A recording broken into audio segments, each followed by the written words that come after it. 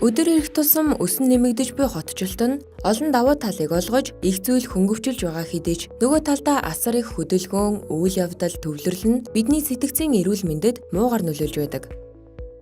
Зам дүүрэн машины дуут дохио, төвжрэл, бөөгнөрлөөс үүдэн сэтгэл хөдлөл, сэтгэлийн төгшүүр, шизофрен зэрэг эмгэг нь хот суурин газрын иргэдэд хөдөө орон нутгийнхтай харьцуулахад 56 хүртэл хувиар илүү байдаг ажээ. Энэхүү оюун санаа бие махбодын эрүүл мэндэд сүргээр нөлөөлж буй хотын муу үр дагавартай тэмцэхийн тулд зарим хотод цэцэрлэгт хүрээлэн хотын ногоон байгууламжийг ихээр бий болгож байна. Токиод гэхэд энэ үйл ажиллагаа бүр 1980-ад оноос эхэлжээ.